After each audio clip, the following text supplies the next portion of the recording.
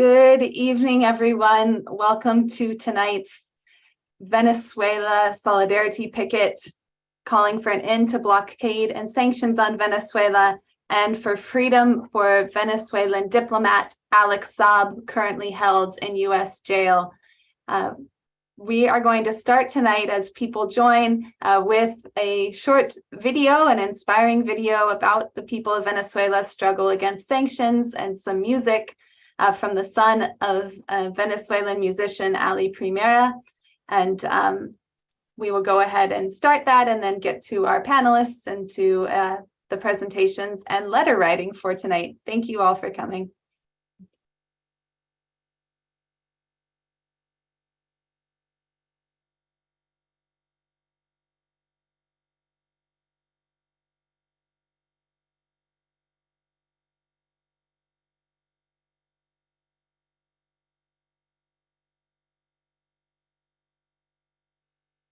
We cannot hear Alison.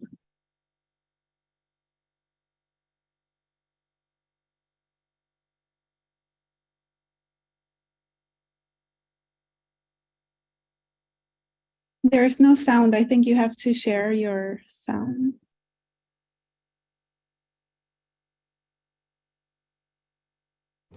One second, I have to reset the sound.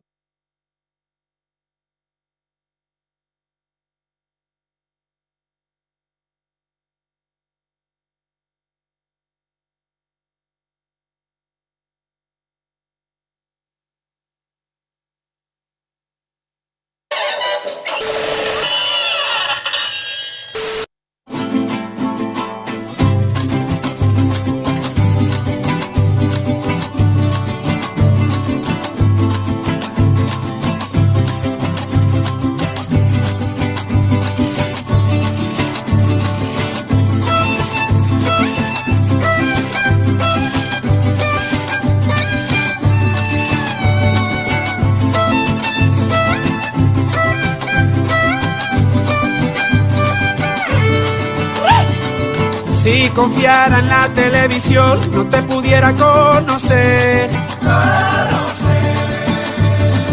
Porque en ella nunca pude ver a la llaman Tamunangue bailar. Le agradezco tanto a mi pueblo por resistir. Con el cumaco de su pecho y su agitado latir.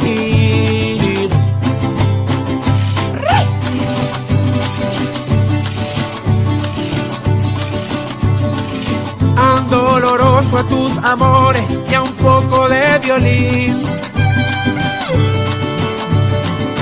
Sudor de los trabajadores, de obrero cultural que no parará. Y tan subestimado está este canto, disque pa' amenizar. Con el cocuy y unos ramazos lo vamos a estimar, pa' que aprendan a respetar. ¡Vamos pues! ¡Ay, Chabelo!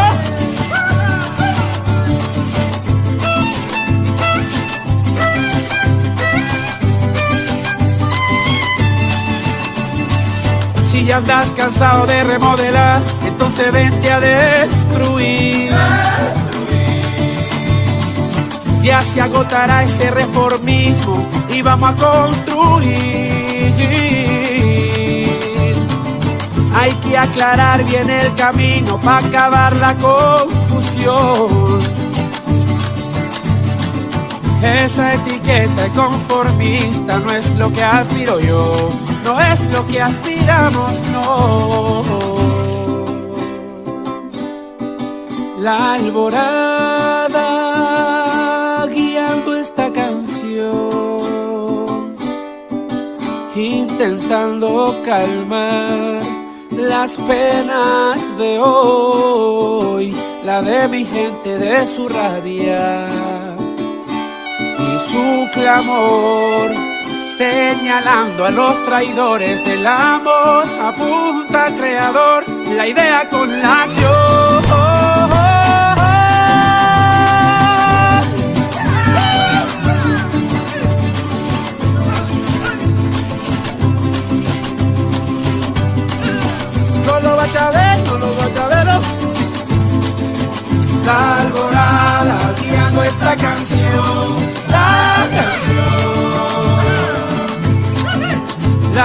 alborada guiando esta canción.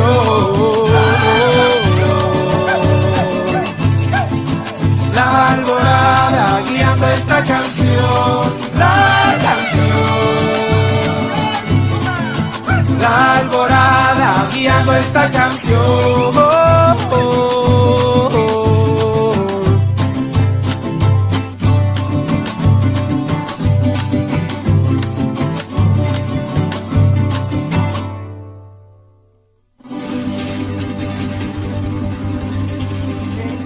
Venezuela is constantly suffering from the US government's attacks on our nation. They have tried to block our access to healthcare, to block our access to a decent quality of life. Venezuela is a country of love, of peace, of revolution. We want to live in peace. We demand that the government of the United States lift the sanctions. We demand an end to interference. We want to live in peace. We demand respect for the Venezuelan people. La alborada guiando esta canción. La canción. La alborada guiando esta canción.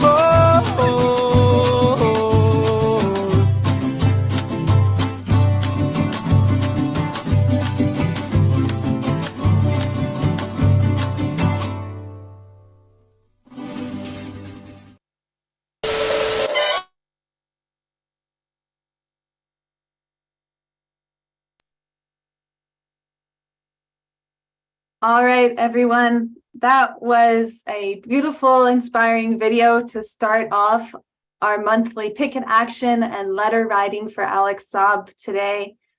Greetings.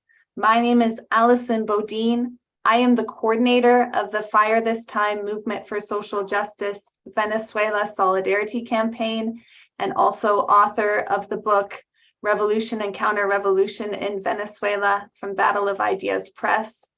And it is my pleasure to be here with you tonight. I am joining from Vancouver, Canada, the unceded and stolen territories of the Squamish, Tsleil-Waututh, and Musqueam nations.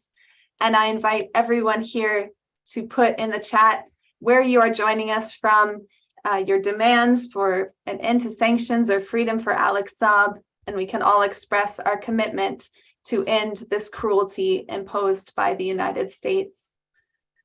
I'm really excited tonight to be co-hosting the webinar along with Michelle Elner, who is one of the Latin American campaign coordinators for CODEPINK Women for Peace. And tonight is actually the 23rd consecutive monthly picket action online against sanctions and blockade on Venezuela and demanding freedom for Alex Saab. And it is sponsored by a number of organizations, including the Fire This Time Movement for Social Justice Venezuela Solidarity Campaign, the Venezuela Peace Committee in Winnipeg, Just Peace Advocates here in Canada, and then tonight especially CODEPINK in the United States, as well as many other Venezuela solidarity organizations and individuals here in Canada. We have an excellent panel of speakers for tonight, followed by a time when we can come together and learn a bit about how to write letters for Alex Saab and hopefully get some written and ready to go in the mail to really contribute to the important campaign for his freedom. For speakers tonight, we have with us Camilla Saab. Very good to see you, Camilla, the wife of Alex Saab and leader of the campaign for his freedom in Venezuela. William Camacaro, speaking from Venezuela, but a US-based organizer who's having some internet issues, but we hope will be able to join us. Roger Harris of Task Force on the Americas, speaking from California in the United States. And then Professor Luis Acuna, the Charge d'Affaires of the Venezuelan Embassy here in Canada. It's really my pleasure to be hosting the picket again tonight, along with Michelle, and to see us all gather again. because we had a disappointing step in the case of Alex Saab this December. On December 23rd, just about a month ago, U.S. Federal District Court Judge Robert Scola released his horrible decision not to recognize the diplomatic status of Venezuelan diplomat Alex Saab. This was a continued violation of international law, a continued injustice against not only Alex Saab and his family and loved ones, but the people of Venezuela, and also really added urgency to our campaign for Alex Saab's freedom. Our campaign to say, no, it is not a crime to find ways to alleviate these criminal sanctions on Venezuela. It is not a crime to procure contracts for food and fuel and medicines in order to help just alleviate a bit of the suffering imposed on the people of Venezuela by the United States and their allies, including Canada. So with that news, we knew we have to, redouble our efforts, do what we can to support Alex Saab here in the United States and Canada. The most important, of course, places for the work for Alex Saab's freedom will come from within the United States. So I thank you all for joining and participating tonight, and looking forward to a really a great program as well.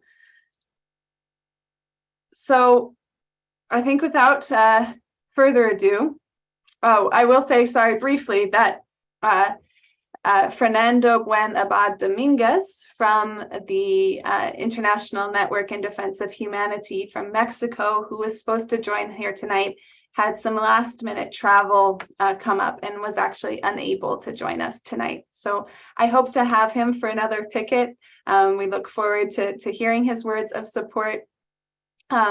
But we will unfortunately not have him as part of our program this evening.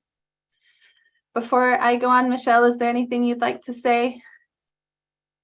Yeah, I just wanted to say that I am really honored to be here with you and to see that there are so many people here in the webinar, but also on YouTube and other platforms, that this is like an infinite love for Alex Saab and respect and admiration for him, and solidarity with Camila also. So yeah, I'm so honored and happy, excited to be here.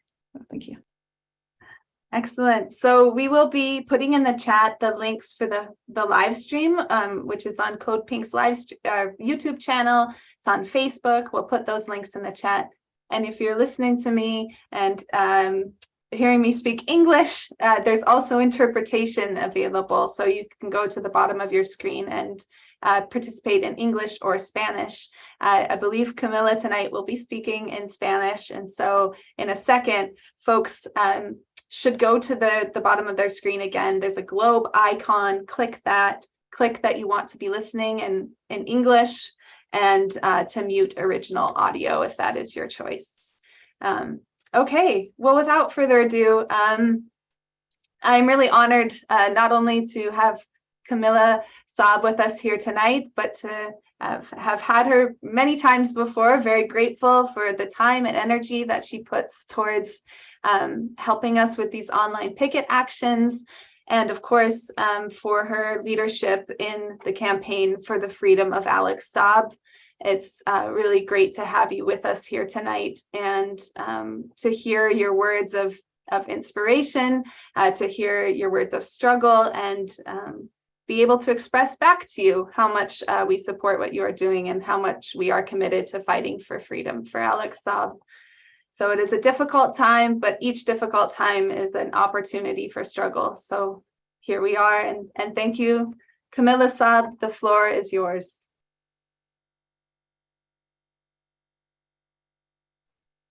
Gracias. Para mí es un honor estar aquí conectada con ustedes. Quiero agradecer a Michelle Hellner, a Alison Bodin, a Roger Harris, al profesor Luis Acuña y también a William Camacaro. Para mí es un honor estar aquí con ustedes conectada. Quiero saludar de manera especial a CODEPINK, al movimiento Fire This Time, Movement for Social Justice, también a Just Peace Advocates y Venezuela Peace Committee en Winnipeg, y a todo lo que tomaron de su tiempo para unirse hoy a este evento online, pero también de manera muy especial a quien día a día, a través de diversas formas, muestran su apoyo a la violación de derechos humanos que sufre mi esposo, el diplomático venezolano Alex Saab, desde hace 963 días. Quiero empezar la noche de hoy compartiendo con ustedes un audio de Alex que logré registrar en una llamada telefónica de hoy, con un mensaje que le envía a ustedes y quiero compartirle con ustedes. Se lo voy a poner. CODEPINK y a Fire This Time por el apoyo que nos han brindado a mí y a mi familia. Van casi 1000 días desde que fui ilegalmente detenido. Soy un prisionero político, sin ninguna duda. Un prisionero de una guerra no convencional que nos ha declarado unilateralmente Estados Unidos, imponiéndonos sanciones criminales que le han causado un daño terrible al pueblo de Venezuela. Estados Unidos debe retomar al camino de la paz. Venezuela no es su enemigo. Las diferencias políticas no deben impedir mantener relaciones diplomáticas y económicas entre nuestras naciones. El gobierno de nuestro presidente Nicolás Maduro ha extendido ya varias veces su mano con el ánimo de restablecer relaciones cordiales con Estados Unidos, basadas en el respeto mutuo.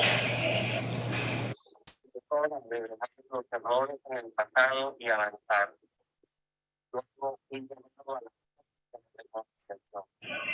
Es hora de estrechar las manos.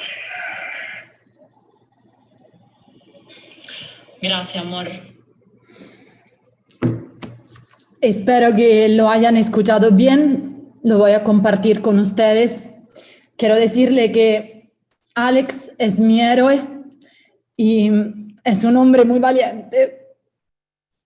Y para quienes no lo saben, al extraer a Alex a los Estados Unidos, ya después de todo el aislamiento que sufrió en Cabo Verde, a toda la tortura física y psicológica al que fue sometido, a todos los abusos vividos, se le sumó a Alex también que tiene prohibida la visita consular por los conflictos políticos que mantiene Estados Unidos contra Venezuela, y también tiene prohibida la visita familiar, que es un derecho de todos, y es un derecho tener la visita consular. Alex ha pasado por procesos de aislamiento, de tortura psicológica, de frío extremo, al punto que le resulta hasta una tortura ver a sus abogados ahí en los Estados Unidos.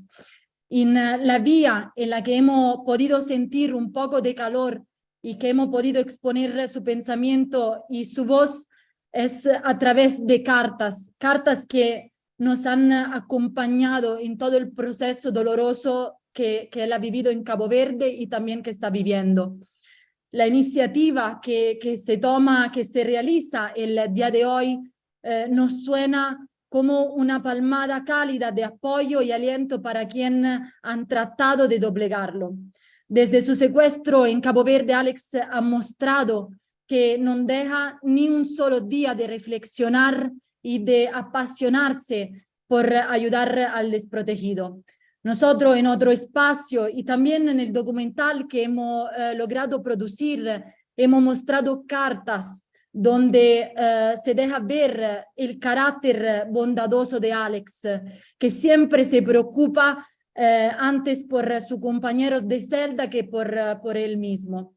Por este mismo espíritu, él asumió la misión humanitaria este 12 de junio del 2020, que era su tercera misión humanitaria del 2020, de apoyar a Venezuela. Con este mismo espíritu, lo que hace siempre es llamar al respeto. Él siempre llama a la paz y al entendimiento. En diferentes instancias hemos llevado a la exposición el caso de mi esposo Alex, desde la detención arbitraria a la violación de sus derechos humanos, familiares, consulares, hasta al respeto de su inmunidad diplomática y del respeto de la Convención de Viena. La respuesta del juez, como nos dijo antes Alison, viene con una clara intención política y lo vimos el 23 de diciembre del 2022. Y aquí le quiero leer un extracto, lo imprimí, la decisión del juez, donde dice: contrariamente a la sugerencia de Saab Morán, este fallo no entra en conflicto con la responsabilidad de Estados Unidos bajo el derecho internacional. De hecho, se debe entender que en tales responsabilidades se extienden a los actos y representantes de la administración de Guaidó y no a lo del régimen ilegítimo de Maduro. Y aquí dice también, nos dice también en esta decisión que Alex, el régimen de Maduro ha sido considerado ilegítimo. En consecuencia, cualquier reclamo de inmunidad diplomática que haga valer un representante del régimen de Maduro también debe considerarse ilegítimo.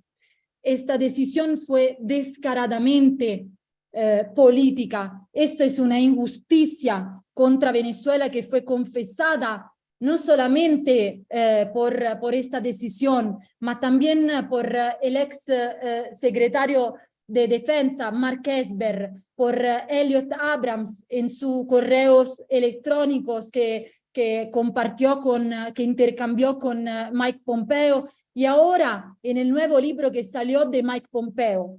Aquí también imprimí un fragmento del libro de Mike Pompeo, donde él confiesa: llamé al fiscal general Bill Barr y arregló para que nuestro embajador en Cabo Verde y el Departamento de Justicia radicaran los trámites de la extradición de Saab.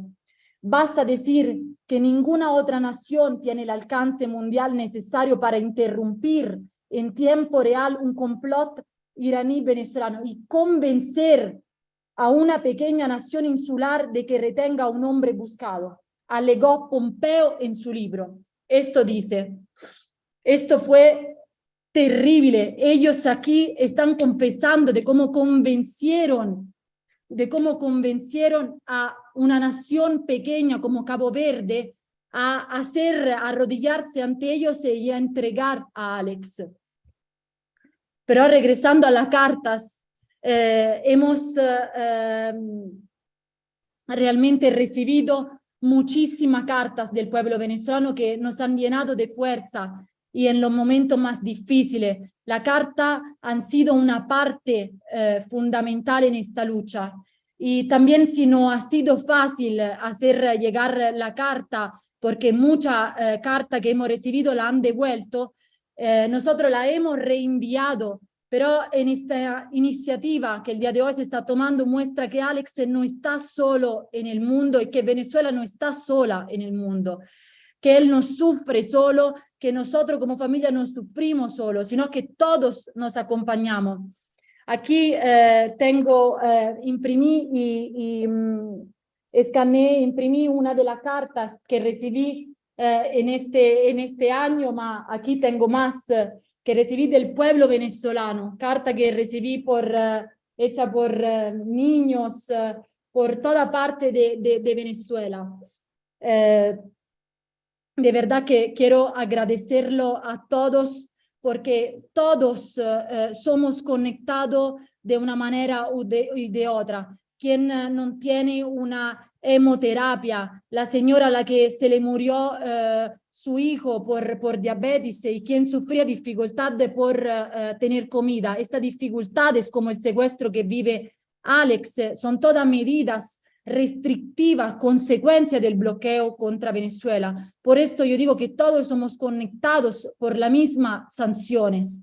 Y es lamentable, pero sabemos que nosotros no estamos solos, que Venezuela no está sola. Y quiero agradecer por acompañarnos, quiero pedirle que no paremos, de que sigamos sumando voces. Es importante porque parece mentira que hoy en el 2023 aún existan estas injusticias, que un país sea usado por otro como Estados Unidos usó a Cabo Verde o como usó a Italia, que me ha armado contra mí y contra mi familia una lofer terrible, y que mantengan también a la juventud dormida sin conocer esta realidad. Sigamos, porque no hay que despertar al mundo, hay que despertar a los jóvenes. Y lo que nos une es la paz. Y debemos luchar por eso, debemos luchar en contra de las injusticias. Y por esto hoy digo una vez más, Free Alex Saab, Free Alex Saab. Muchísimas gracias a todos. Thank you so much, Free Camila. Alex Saab. Thank you. Thank you very much, Camilla, for those words and for sharing with us tonight. Michelle, go ahead. Yeah, I was just gonna say that it was so moving just listening to you, and it was a surprise that I don't think anybody of us expected to hear Alex Saab, and I just got goosebumps. It's really, I thank you for this, because I know it motivates me to, and I don't know, you really touched my heart. So I appreciate your words and your inspiration. So next we have William Camacaro. William is the board, it's a US Venezuelan organizer.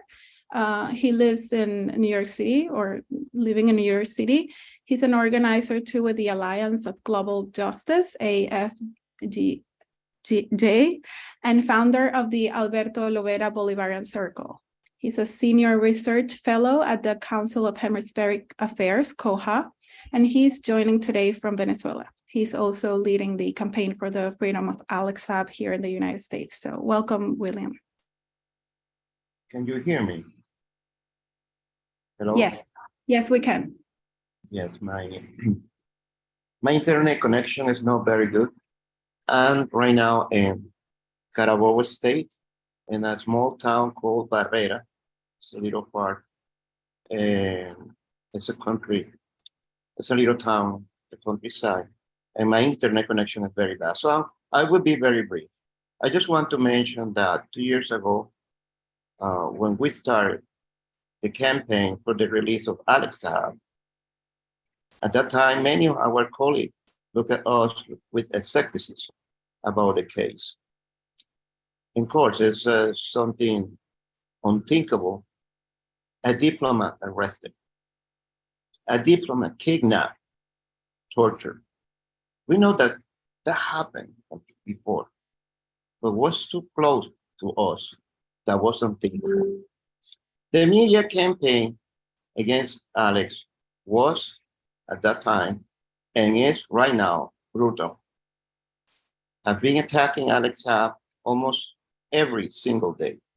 I've been attacking his family almost every single day. But thanks to Pompeo, former Secretary of State of the United States, thanks to Mark Esper, Secretary of Defense, they really help us to learn more about the Alex Saab case. Both figures and the Donald Trump administration admit in the respective memoir that Alex Saab was a Venezuelan diplomat and that he was in a special mission when he was kidnapped. Both admit that they have been trying to destroy Venezuela, that they have been trying to destroy Maduro. In the case of Alex Saab, is inconclusive proof of the violation of the human rights of the collective punishment to which the Venezuelan people have been subject. So we are not fighting to get free Alex Saab. We are fighting to get free more than 10 million people in Venezuela that have been kidnapped by the United States, by those so-called sanctions that have been basically creating horrible conditions, daily horrible conditions to every single person in Venezuela. So we are inviting everybody to basically join us to fight to free Alex Saab and to free Venezuela. Thank you. Thank you, William, for joining us despite the difficulty of the internet, which I'm sure is very frustrating for this picket action. Can I have a question? Yes, of course. My voice was okay. I can hear you very badly.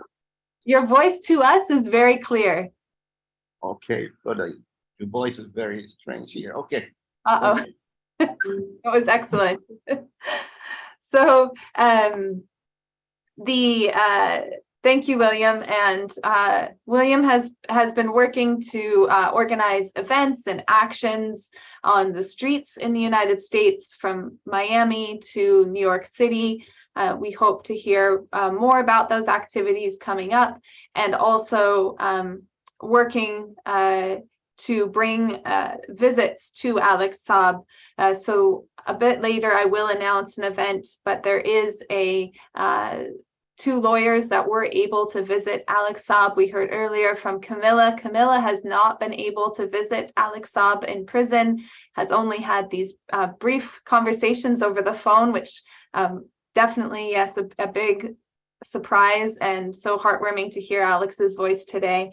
But also, Alex has had very few visitors in general, and so William's been working to get Alex Saab more visitors and build the campaign in the United States. It's great to have you here, and we look forward to our continued work together on this. And as you've said, and its direct relation to the sanctions and blockade of Venezuela, which has been imposed by the United States and their allies, including Canada. So to give us a bit of that context today, and to help understand exactly why the US government has attacked Alex Saab, arrested and detained him, and why the US imposes sanctions on Venezuela, we invited Roger Harris, who is a board member of the Task Force on the Americas, which is an anti-imperialist organization that's been organizing and advocating for human rights for decades. Roger was one of the activists of a handful who were able to be present in the Miami courtroom during Alex Saab's hearing regarding his diplomatic status in December. And I've had the honor to be with Roger a number of times in Venezuela as well. So Roger, the floor is yours. Welcome. Thank you, Allison, and thank you, Fire Next Time, for hosting this. Code Pink, thank you, Michelle. And thank you for the nearly 100 people that are on this picket line, because I know that this picket line is saying in one voice, free Alex Saab. It is a tremendous honor for me to be with you and to be with a very distinguished panelists. Some people are behind bars because they've done something wrong. Alex Saab is imprisoned because he has done something right. So what does that make Alex Saab? That makes him not a criminal, but it makes him a political prisoner. He has been incarcerated by the empire for today 963 days. He was responsible for bringing humanitarian supplies to the people of Venezuela in legal, underlined, legal international trade, but in contravention to the illegal and inhumane U.S. blockade of Venezuela. The U.S. revealed its unlawful nature by resorting to the extraordinary rendition of Alex Saab, for merely bringing humanitarian supplies to Venezuela. This is a fully legal act according to international law, but one that was defined illegal by the United States. So let's talk a little bit about the US blockade, because that's what this is about. Venezuela is among 36 countries in the world that are illegally sanctioned by the United States. They're sanctioned because they have not bowed down to the empire, to the will of the United States. That's 1/3 of humanity that are sanctioned by my country. People are dying because of these sanctions, because of lack of medicine and food. It's been documented that well over 100,000 Venezuelans have perished because of this blockade, a blockade that Alex Saab has worked to break. Largely due to illegal US sanctions, the United Nations calls these unilateral coercive measures. And due to these sanctions, the Venezuelan economy had been drastically contracted, especially after targeting the oil sector, which is a major source of foreign earnings. Under the leadership of Nicolas Maduro, the democratically elected legitimate president of Venezuela, there's been a turnaround in the economic situation in Venezuela, but they are still far, far away from getting to a situation where they were economically in a pre-sanction period. There is still widespread suffering, I guess is the simplest word to say.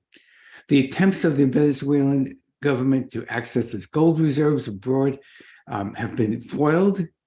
Its drawing rights at the International Monetary Fund have been foiled. And it hasn't even been, and the United States has even blocked Venezuela from spending its own money that was under control of the International Monetary Fund for COVID relief. That's how evil those sanctions are. The Venezuelan oil company subsidy in the US, Citgo, has been appropriated by Washington. Right now, the various so-called opposition folks are trying to sort of figure out how they can still get some graft off that and still get some control. Venezuelan bank accounts abroad have been frozen and looted by the US allies. Not only that, but third-party ships on international waters have been seized by the United States. This is modern piracy, blatant acts of piracy.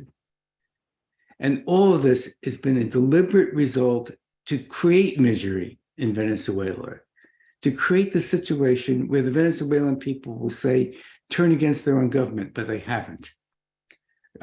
Recent polls show that if there was a snap election, the Democratic elected president would win. And that's against a situation where the conditions are extremely dire.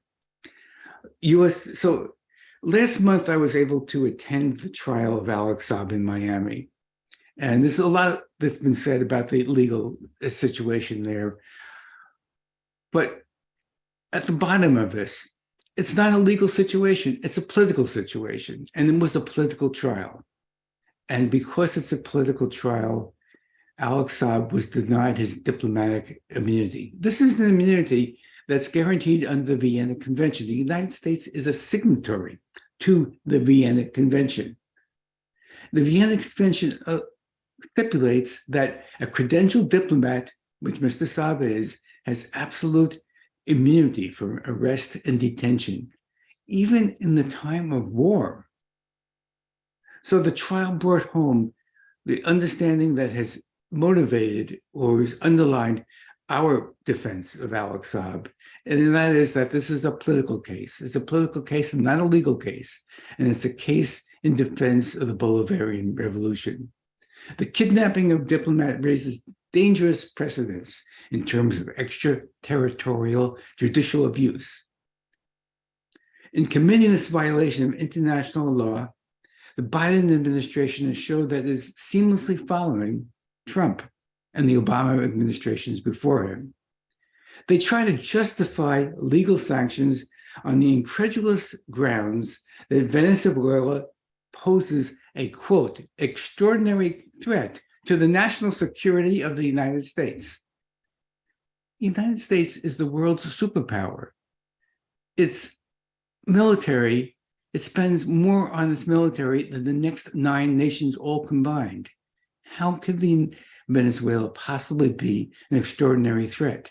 But there is a grain of truth in that. Venezuela is an extraordinary threat because it represents the threat of a good example that the United States wants to quash. It shows what a different world can be, a world that is not dominated by the US empire. And so let me quote Forbes magazine. Some of you may be familiar with that. It's a mainstream media magazine in the United States, tends to be very conservative. Its byline is the tool of capitalism, something like that.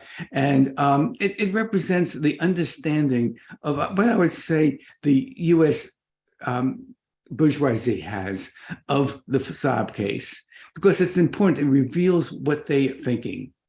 They said that Alex Saab is, quote, the key that unlocks the Venezuelan monetary mystery, how a country facing sanctions is still able to survive. And that is why they're after Alex Saab. In other words, the United States kidnapped Alex Saab to extract sensitive information from him. And Alex Saab, to his credit, and under torturous conditions, has not revealed that sensitive information. Unlike most prisoners, Alex Saab has a get out of jail free card. Anytime he would want to sing and be a state witness and cooperate with the United States, I am very confident that they would let him free.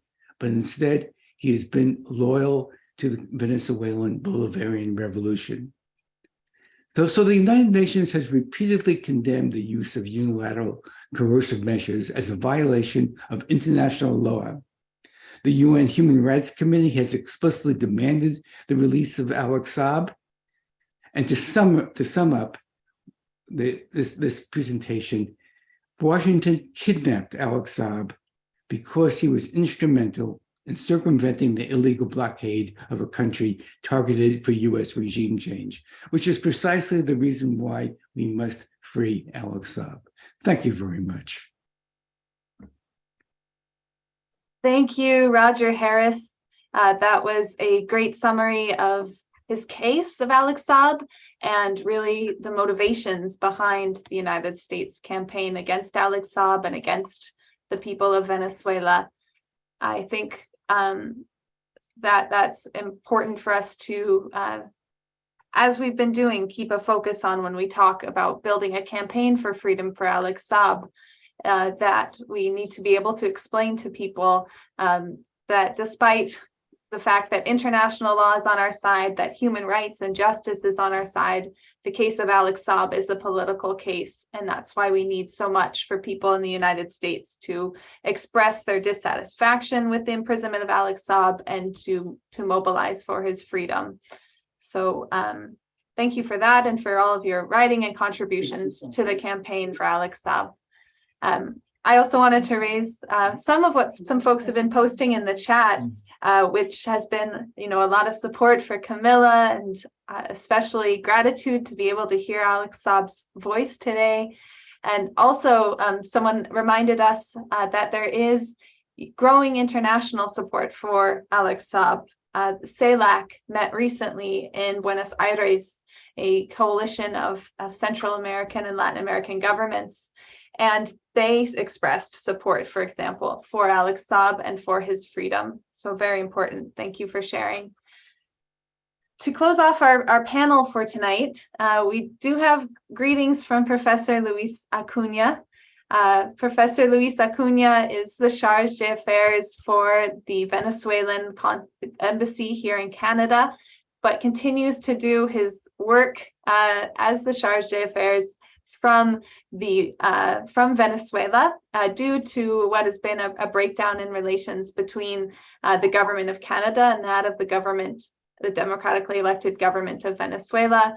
on Canada's part. Canada has, of course, stood with the United States as they've continued to recognize the illegitimate government of Juan Guaido, and is with the United States in this, perplexing and hypocritical mess that they now are in, now that Juan Guaido is, not even ahead of the official opposition in Venezuela. So we hope that that continues to be difficult for the government of Canada and untenable for them to maintain this sort of relationship with the democratically elected government of Venezuela. And we fight for the normalization of relations between the government of Canada and that of Venezuela.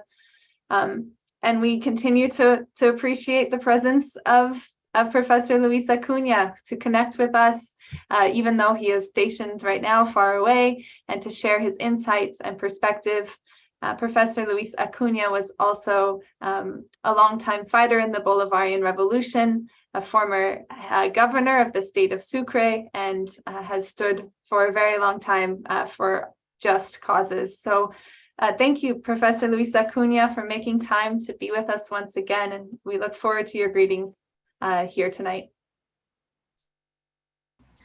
Hello, Alison. Hello, everybody. I just want to thank you. As you know, we appreciate very much this webinar that has been going for 23 months in a row. And we do appreciate that so many people join the webinar, and we appreciate people like Roger Harris, Michelle Elner. Today we have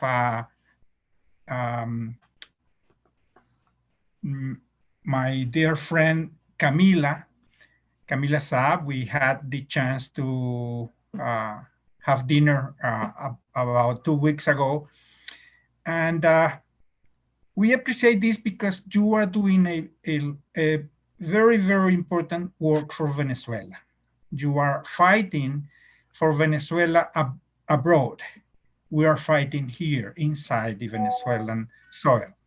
So I have a very, very bad connection today. If I keep going, if it stops, it's because the connection fails. But I don't want to miss thanking everybody for the work you are doing. Those people who are joining today were able to know from Roger Harris how things are going, and we're able to know from the voice of Camila Saab how hard is the life of the family, the life of Alex Saab for doing good things for Venezuela. As Roger said, he's not a criminal. He's not in jail because he's a criminal. He's in jail because he did good things for Venezuela. And in the US, they don't like people doing good things for Venezuela. We are having hard times, as William said. Since January, the government started doing very hard pressure over our currency, and things are hard today for the people of Venezuela. But we will keep going. We will keep, fighting as much as we can. And I know that Presidente Nicolás Maduro is doing the best for this country. It's not easy. We are living today with 1% of the income of the country that we used to have. 1%. You can't imagine how hard it is to run a country with 1% of what we used to have to run it. We are talking about $370 million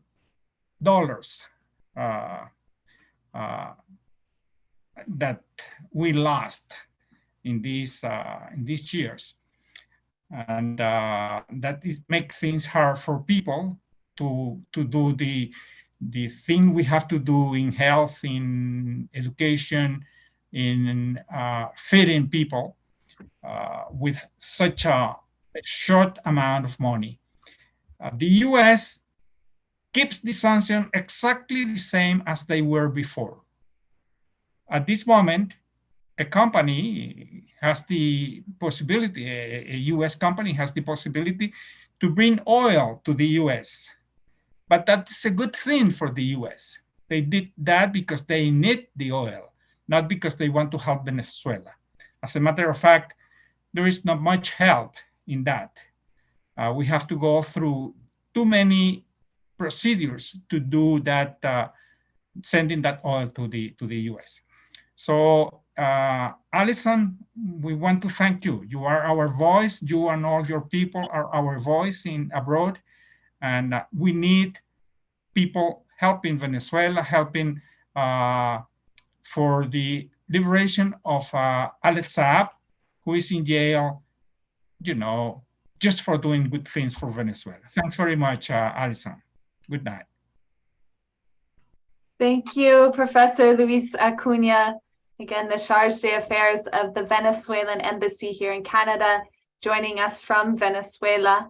It's really special for us to hear your greetings every month, and sharing that important perspective as well about the small steps that the United States has taken. A US senator recently also wrote a letter calling on the US to take more action towards lifting more sanctions against Venezuela. A member of the House, Jim McGovern, who probably some folks on this call are familiar with, asking for more to be done by the Biden administration. I think for now we know the campaign of McGovern and his call is fairly isolated, but I think it gives us an idea of where we might be able to put some focus and more pressure on the Biden administration to lift the terrible sanctions against Venezuela and to demand that they all be lifted. It's really astounding talking to people sometimes when you say that it was actually Obama in 2015 that really tightened the screws against Venezuela with, as Roger explained, declaring Venezuela to be a threat to US national security. And so I think that continues to be something we can talk to people about and say, how ridiculous is this? And use it as a way to discuss with people about the case of Alex Saab. So thank you for bringing us the facts and information and a report from on the ground in Venezuela. We really appreciate it. For people to know, we just have a few short greetings from groups across Canada who have joined the picket tonight.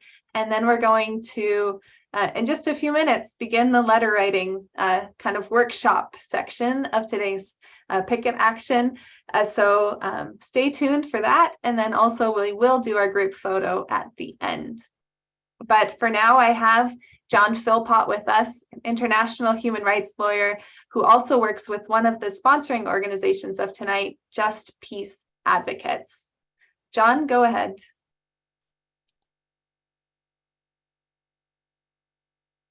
We can't hear you. I know. Oh, okay. Very good. The most famous comment for 2021 is, "You're muted." Anyway, so I was I'm pleased to be here with you tonight, and I've really enjoyed seeing our friends and people we really like around and love around us, Camila and Roger and Allison and who I know, William. Now, I got to be brief because I'm not making a presentation, but the Saab judgment is shameful. Roger is correct, it's political, but the contents of it are shocking. They disputed the facts that he actually had the correct papers to be a diplomat. They said Maduro didn't have the authority because he wasn't recognized by the United States. This is Judge Scola, a liberal-minded judge. They excluded temporary missions and not permanent missions, all right? And so it went very far. And the judge did everything to make it hard to appeal.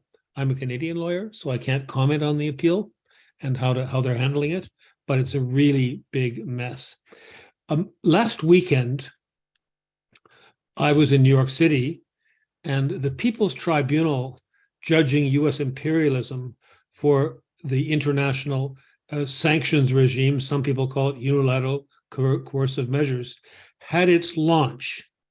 And about every 2 weeks, it was a public hearing about sanctions for terrific speakers. Too much to get into it, but for about every 2 weeks from now until July, there are online hearings about sanctions, and what Venezuela is suffering is being suffered by Syria, Iran. I'm not going to get into all the details, and you'll have a chance to actually. I was sticking to my chair. I was learning so much last Saturday. So I'm going to send Allison the list of hearings where you can register. And Carlos Ron spoke at this meeting. And 25th and 26th of July, I think those are the dates, the final open in-person hearing of this tribunal with eminent jurists will have a hearing on Venezuela and render a judgment. So it's really important to look at the overall form of sanctions war or economic unilateral commercial measures war, because we have Cold Wars, we have nuclear wars. Alex Saab, a nuclear war, said to the lawyers last week who visited him, nuclear wars, it's maybe not so bad. It's all over. Economic wars, you feel it every day. So I invite you to join into this overall campaign against sanctions, which obviously focuses and will focus on the problems faced by this political prisoner kidnapped in Cape Verde, Alex Saab. Thank you. Thank you, John. And the People's Forum and Tribunal, Owen did put a link in the chat, so you can see it at sanctionstribunal.org for information on how to register and participate in that action. Thank you for announcing it. And yes, let's work to build and support that important action alongside our other work. Thank you. So next, I have Andrew Barry, who's joining from Vancouver's Anti-War Coalition Mobilization Against War and Occupation. Andrew. Thank you, Allison. I think when we've discussed before about the historical context of the United States and Canada and the negative role that they've played in Venezuela and in Latin America in general. And I think it's important to put the context of what's happened against Alex Saab, who, if we look back in history, is a representative of someone who's stood up against the colonial nature, against the imperial nature of whether that be Spain, United States, and Canada, who are acting in the interests of a rich elite, who are doing what they can to suppress and put Venezuela back under its thumb and to return it to a colony that they wish to control it by. And Alex Saab is someone who today, yesterday, and tomorrow and in the future will be someone who stood up, who put his life on the line, and is still today fighting for the truth, fighting for people in Venezuela, for what they deserve, for the dignity they deserve, and for basic human needs that people in Venezuela were starved from getting by United States sanctions, by United States blockade. And as an anti-war organizer and an anti-war activist, I think it's important to make sure that that connection is constantly made, because Alex Saab was fighting for not just poor and oppressed people in Venezuela who are under attack from United States sanctions and blockade and war, but for people all over the world. The United States is doing the same criminal activity of war, of blockade, of sanctions, of drone killings from Venezuela to Honduras, to Haiti, to Iraq, to Afghanistan, to Yemen, to Palestine. It's something that I think it's very necessary for us to connect always, is what Alex Saab meant, not just for people in Venezuela, but around the world. And he's someone that must be freed. And it's encouraging to see that constantly, month after month, the word and the voice of someone like Alex Saab is getting spread wider and wider. And I think it's encouraging to see, and it makes our work more important in making sure that enough voices hear about who Alex Saab is, what he did, and we will continue to fight for his right to be free and returned home to Venezuela with his family. Free Alex Saab.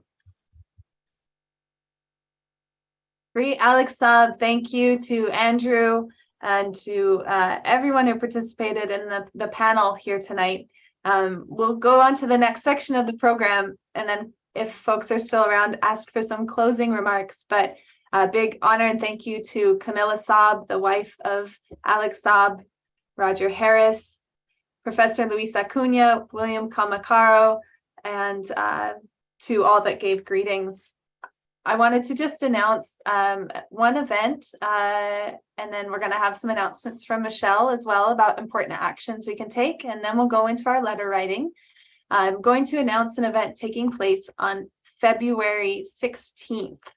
So in just a few weeks, where there's going to be an event regarding Alex Saab, kind of a report from the lawyers, the two lawyers that were able to meet with Alex Saab last week.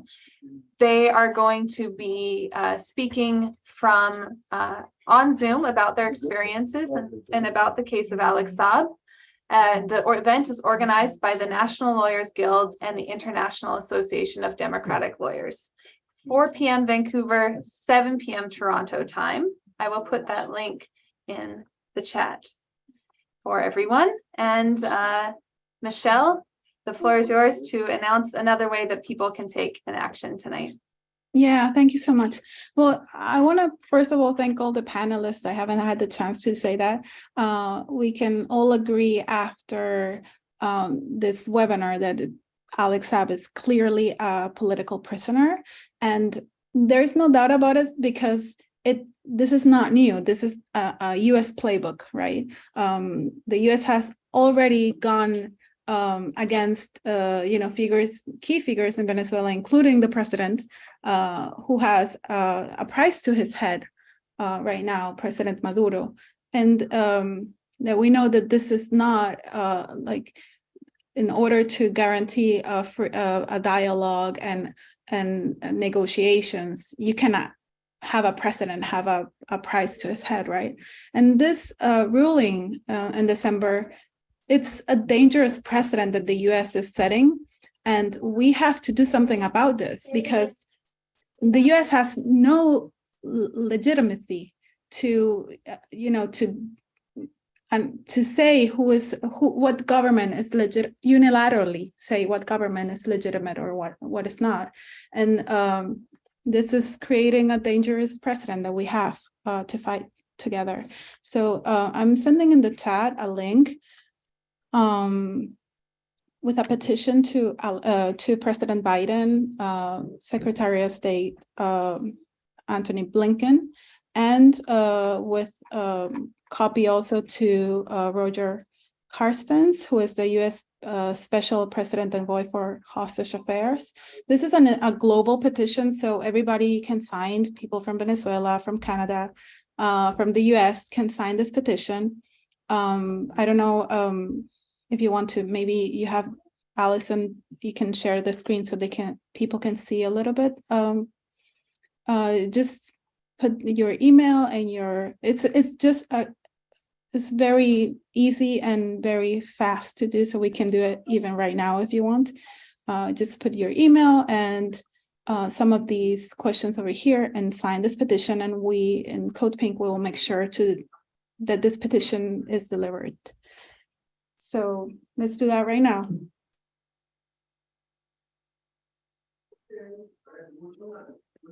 Done. So that's very easy to do. So I hope that you can all join in this action. Thank you, Allison. Thank you, Michelle. We will continue sharing that petition and sending those off to everyone that you mentioned that should know that there are people around the world that are working to demand Alex Saab's freedom and fight for his freedom. So now we're going to go into the letter writing workshop part of the session tonight.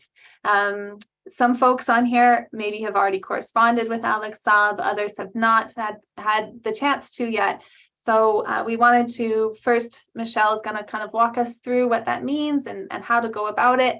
I'm going to share a bit of my experience. I did write a letter to Alex Saab and received a reply back as well. And then have a little bit of time, maybe listen to a song while people dress their envelopes or get ready. And then we'll go through and do a group photo for tonight. But Michelle, did you want me to display the images, or are you ready to? Yeah, I think you have access, yeah. Okay, let me get that all set up here. Okay. Yeah, so basically these are like the rules to sending a letter to Alex Saab. First of all, it has to be via the US Postal Service, because if not, it's going to be returned. It cannot be a UPS or other couriers. So if you're sending this from Canada, I think Allison told me that it's going to go through US Postal Service. So there's no problem there.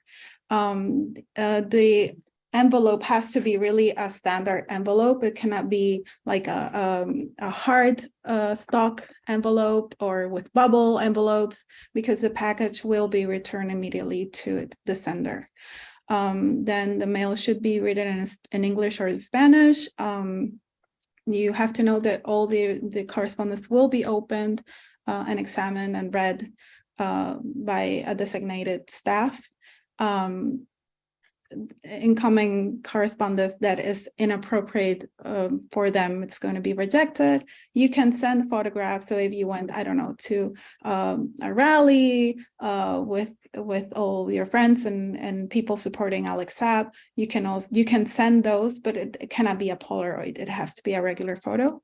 And then, unfortunately, Alex cannot receive stamps or stamped items or envelopes. So he has to, they will purchase, he has to purchase them, but you cannot send it to them.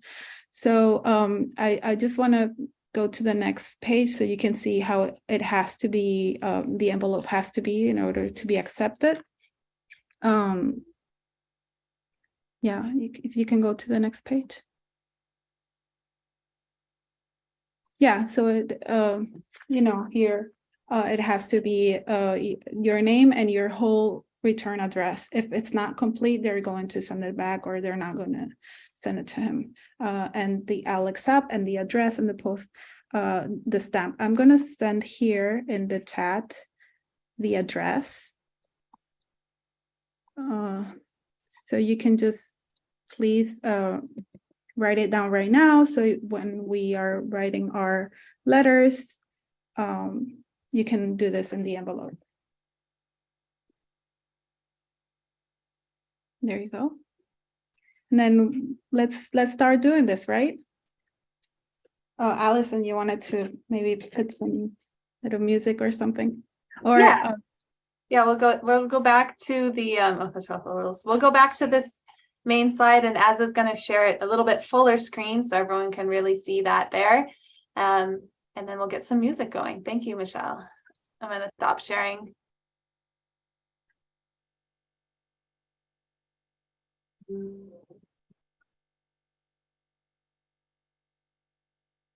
The address had just gone to only the panelists, so I just okay, I'm sorry. So now everyone should see Alex's full address. If you don't happen to catch it during the webinar tonight, then you can reach out to me, and if you reply back to the email you got confirming for the webinar, that email will come to me, for example. You can reach out to CODEPINK and we'll be able to get you the address, but it is right there in the chat. You can copy and paste it, or you can handwrite it from there. And we'll just go ahead and put on some brief music. But before we do that, I just thought I'd share an example. I know Michelle said that we might have a drawing that's being produced right now that's going to go off to Alex Saab, but of course, that's also an example. Oh, it's Yeah, it was good. My daughter was right now. She was drawing a painting for Alex. She just went to his grandpa right now, but she started doing it. I don't know if you can see it, but she started drawing it. sounds good. And Michelle, Alex is asking, does it have to be handwritten? I don't think so. Yeah. What it cannot, I think I cannot, what I've read, I cannot do is like highlight things.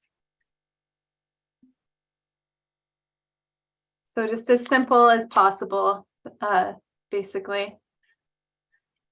But we're not seeing any rules that say that it has to be handwritten.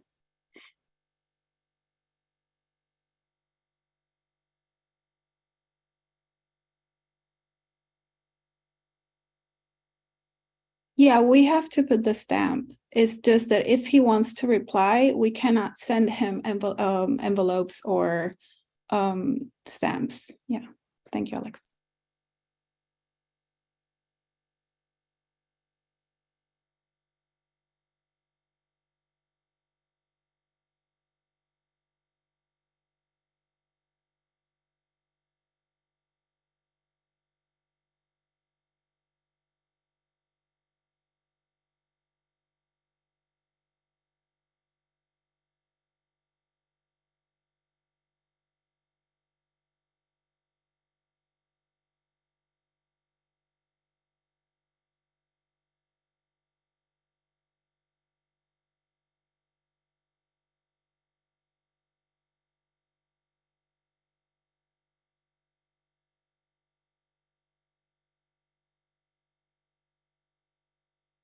Michelle, Alison, quisiera añadir que la carta puede ser escrita a mano o puede ser escrita también digitalmente a la computadora. Pueden haber, como tú dijiste, dibujos, pueden haber colorados también. Por ejemplo, estas son cartas que yo escaneé y que la aceptaron, coloradas con un dibujo. Esos son dibujos que hicieron y muchos, este es un niño que pone, la aceptaron también. Siempre ponen el lugar encima de donde viene la carta, el nombre, la fecha y debe ser, sí, no puede contener contenidos. La carta la revisan antes que se la entregan y deben ser lo más sencillo posible. Esto. Yeah, gracias, Camila. Thank you, Camilla.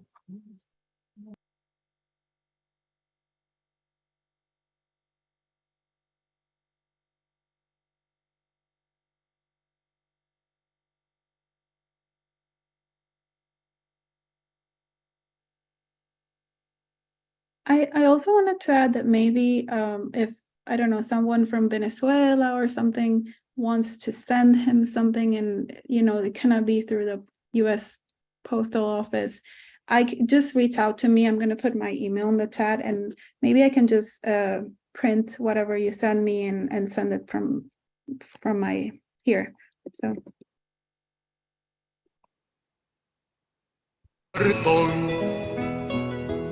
Qué triste vive mi gente en las casas de cartón.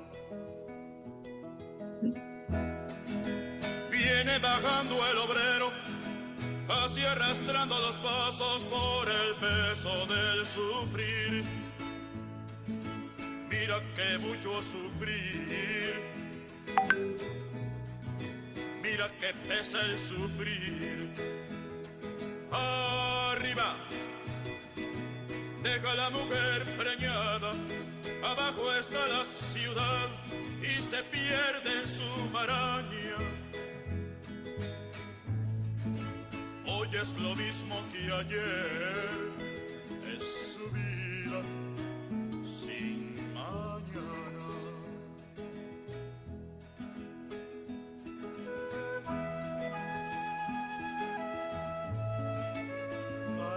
cae la lluvia, viene el sufrimiento. Pero si la lluvia pasa, ¿cuándo pasa el sufrimiento? ¿Cuándo viene la esperanza? Niños color de mi tierra, con sus mismas cicatrices, millonarios de lombrices. Y por eso,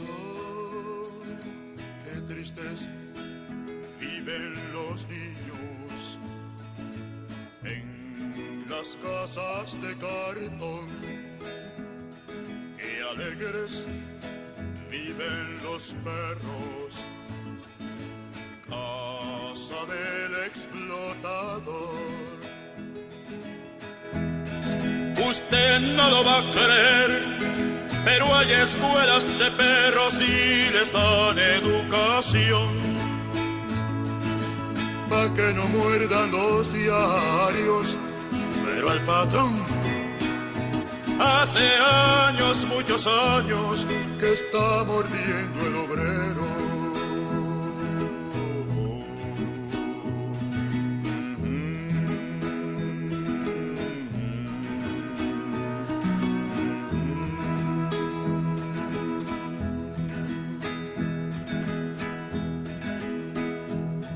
Qué triste se oye la lluvia en las casas de cartón. Qué lejos pasa la esperanza de los techos de cartón.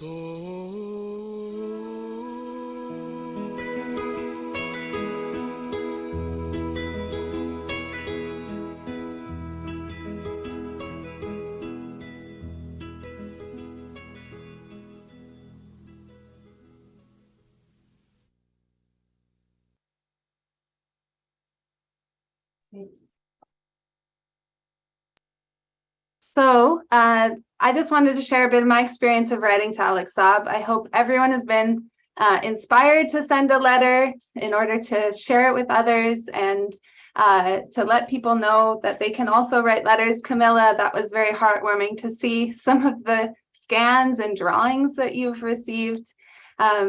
What a beautiful show of solidarity, especially for someone like Alex Saab, who has been unable to see loved ones, friends, family, really anyone but a handful of lawyers since he was imprisoned in the United States, but also faced torture and was held within Cape Verde too. So it's really been a very difficult nearly 3 years of time. And so these letters, I hope, will help lift his spirits. And as I know he will often do his best to reply, but I just wanted to share with people my letter. They can see an example and then a bit of the reply from Alex Saab. So we'll put that on the screen. Then we'll do some closing comments and take our group photo for today. So this is the letter I wrote in July to Alex Saab from the Fire This Time Venezuela Solidarity, Fire This Time Movement for Social Justice Venezuela Solidarity Campaign. I chose to write in Spanish, but like Michelle said, you can write in Spanish or English, and I hand wrote mine. It's good to know they can be typed because sometimes that is more difficult. But there is the letter, and it was printed on one page and then put in a simple envelope and mailed to Alex Saab. We go to the next slide. I was really honored to receive a reply from Alex Saab, who sent a reply back to me, thanking me and all members of the Fire This Time Movement for Social Justice and others that had gathered for the monthly pickets for our work. And also, shared some words I'd like to share today. He said, unilateral coercive measures are the cruelest forms of violence with which a nation can be subjected. Venezuela loves peace. The people of Venezuela are noble fighters. The mission of a few will not be above the will of a people. We have resisted and we will continue so that all of us will emerge as successful and stronger as a nation and as human beings from this blockade. Social justice must prevail if we want a better world. I am infinitely grateful for the support provided by Fire This Time movement for me, my family, and our beloved Venezuela. I hope to receive you together in my house with my wife and children. A strong hug, Alex Saab. So that was an honor to receive from Alex Saab. And of course, I hope that my letter contributed to the many more that he's receiving shows of support and solidarity. And, you know, don't worry too much about spelling mistakes and different things. If you are able to send a letter, do, and it will mean a lot. So we'll go ahead and put the information in the chat again in case anyone missed it for the address. You can go back in the video links and see the helpful slide that was put together with some of the rules about how to send a letter to Alex Saab, and there's the address again. And I wanted to see if anyone had any kind of closing remarks. Roger, if there's anything you'd like to share, and then Camilla after Roger, if there's anything you would like to share tonight as well, and Michelle, of course. But Roger, go ahead. Yes, thank you. And thank you, everybody, for participating. I wanted to make a few really frank remarks, and particularly addressed to the solidarity movement. I want to thank the Venezuelans on the panel, because you've really been inspirational for us, and your resistance has been inspirational. But we have to understand as a solidarity movement that they need our support. They need us to take the boot of US imperialism off their necks. A better world is possible, but what is the alternative? A better world is not inevitable. So what would it look like if Venezuela failed, if Cuba failed, if Nicaragua failed? Well, we know what that would look like because we've seen countries that have had the so-called beneficence of US imperialism help them. A perfect example is the proud country of Haiti, which in 1804 had the first successful slave revolt in the hemisphere and in the world. But that country has had the United States occupy it and to determine its future. And right now, they don't even have a president. The last elected officials in the Senate have actually left the country. That is what would happen if Venezuela fails. So it would look like Afghanistan looks like today, Libya. It looks like Syria. These are the countries that have been forced and defeated by US imperialism. So it is very important that we make sure that the examples of these countries that are striving for socialism succeed, not for their sake, but for the sake of humanity. So thank you for letting me make those final remarks. Thank you again, Roger Harris, for joining us. Camilla, is there anything you would like to share? Thank you for staying with us tonight. Quiero agradecer una vez más a todos esta noche. Para mí fue un honor. Gracias a todos por el apoyo que recibimos. Ustedes realmente llenan de fuerza a Alex en este momento tan difícil y tan duro. Y cada uno de ustedes para mí es muy inspirador. Quiero agradecer también el movimiento Free Alex Saab que está presente aquí con nosotros esta noche, que me ha acompañado en estos 2 años y medio de lucha. Quiero agradecer a todo el movimiento presente, a CODEPINK, a Fire This Time. Quiero decirle que esta carta son una demostración de que el pueblo venezolano no está solo y que Alex no está solo, y que debemos seguir denunciando esta injusticia. Y como dijo Alex, la paz es el camino. Free Alex Saab, muchas gracias a todos.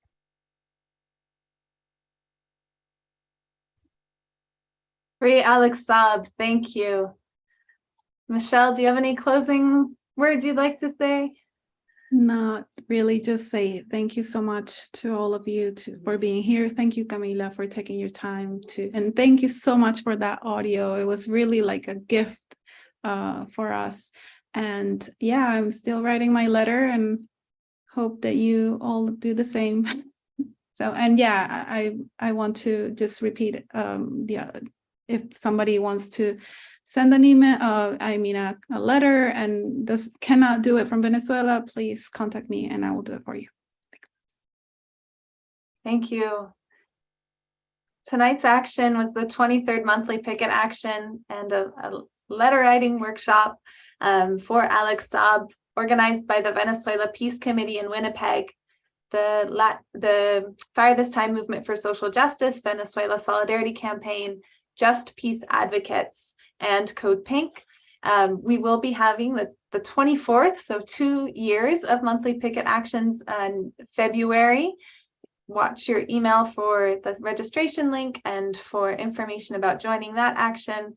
And please join the other actions that were announced in the chat and share with everyone you can the important petition launched by CODEPINK today. For closing, we're going to go ahead and invite people to turn on your cameras. So you should receive a message that says promote to panelists. It asks you if you would like to be a panelist, and you say yes if you would like to turn on your camera and join us for a group photo tonight. We have people here from Venezuela, the United States, probably some countries, Belgium, I believe, maybe some other countries. And so I really encourage people, if you're able to, go ahead and turn on, accept that invitation and then turn on your camera.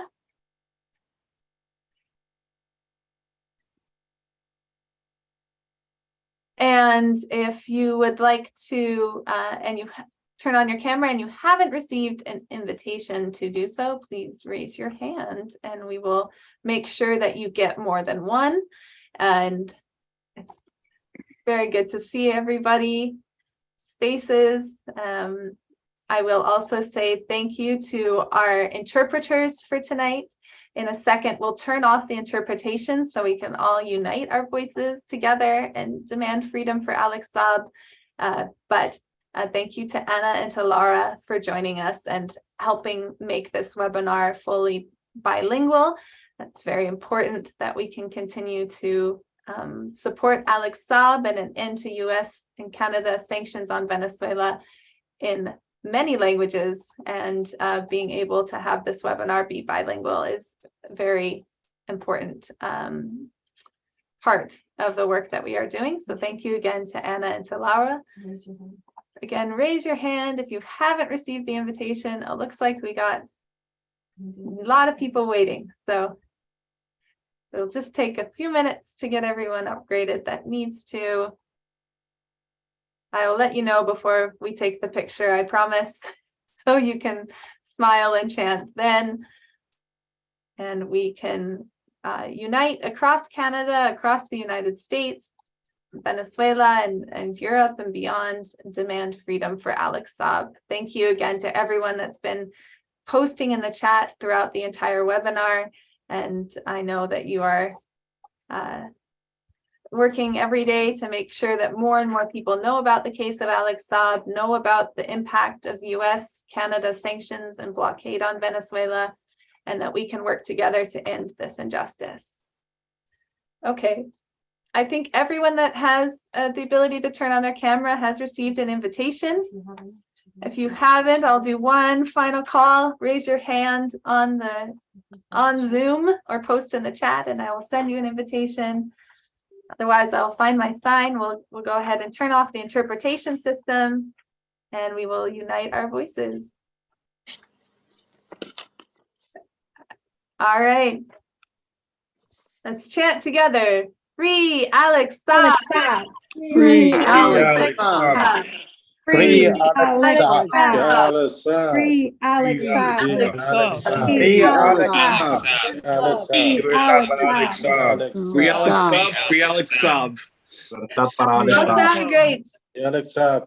We'll see you at the 24th monthly picket action next month. Yeah, Thank you Saab. again to Michelle, CODEPINK, for co-hosting with me tonight, and to Camilla Saab, the wife of Alex Saab, for your constant struggle. Venceremos, we will win. Alex Saab. Hola, Roger. La victoria siempre. Hasta la victoria siempre. Free Alex Saab. We will Alex Saab. venceremos. Good night. Gracias,